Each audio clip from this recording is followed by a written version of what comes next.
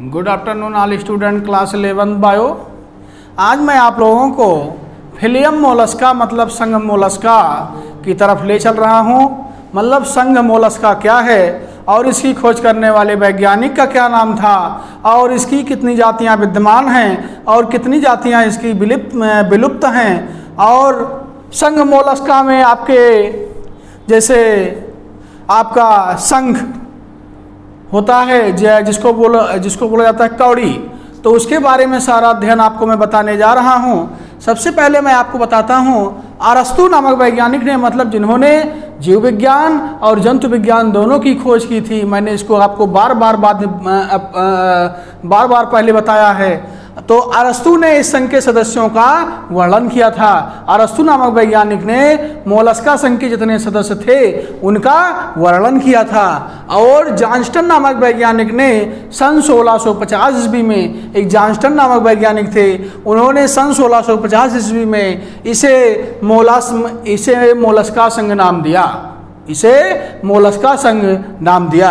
और अपने भारत में इसकी 80,000 जातियां विद्यमान हैं और 40,000 जातियां इसकी विलुप्त हैं, जो कि आज तक की इतनी जातियां इसकी ज्ञात हैं। आगे मैं आपको बता रहा हूं मतलब ये इनका जो संक्षिप्त परिचय है, मतलब ये कहाँ पाए जाते हैं।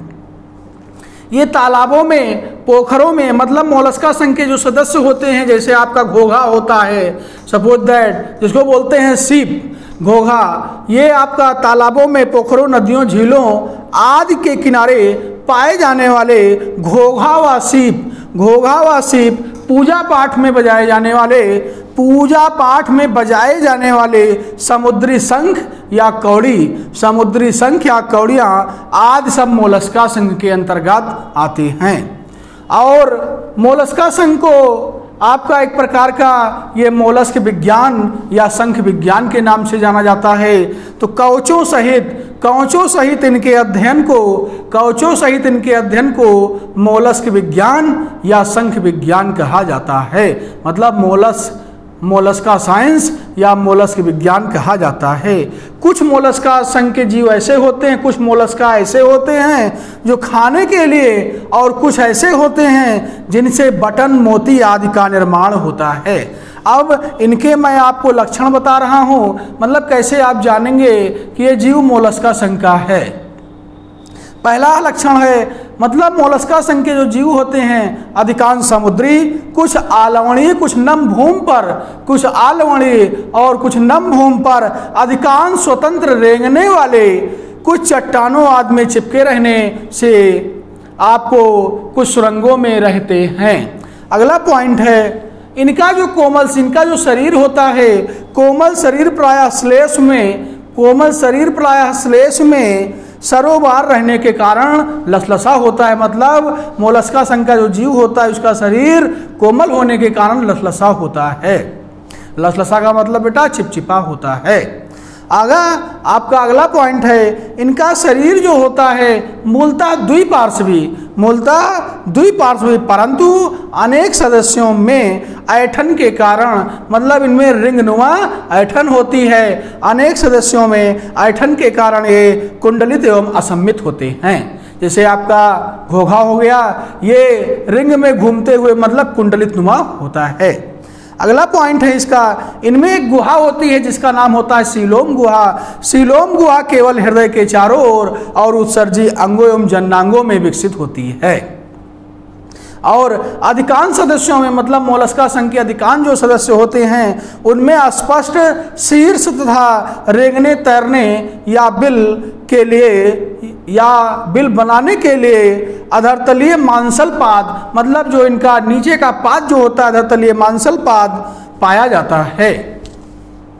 इनमें पाचन और परिसंचरण, इनमें मतलब मोलस्का संघ के जीवों में पाचन और परिसंचरण, उत्सर्जी एवं तंत्रिका तंत्र विकसित होता है। आपको मैं लास्ट बता रहा हूं, पाचन तंत्र में पाचन ग्रंथियां, इनके पाचन तंत्र मतलब मोलस्का संघ के जंतुओं में पाचन तंत्र में पाचन ग्रंथियां तथा यकृत भोजन को चबाने के लिए मतलब भोजन को चबाने के लिए मुख गुहा में रेडुला नामक विशिष्ट अंग प्रायः उपस्थित होते हैं। इनके मुख गुहा में एक अंग होता है जिसका नाम होता है रेडुला नामक अंग, मतलब उनमें विशिष्ट अंग होता है और जीवों में और संघ के जीवों में ये अंग नहीं पाया जाता है।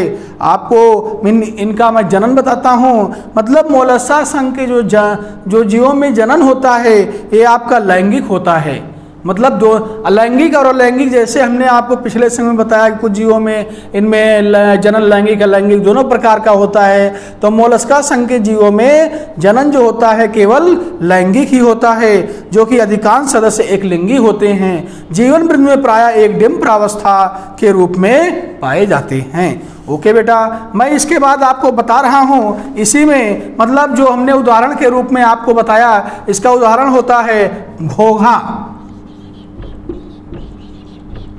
घोघा पाया जाने वाला है मोलस्का संघ का। इसका जंतु वैज्ञानिक नाम होता है बेटा पाइला ग्लोबोसा।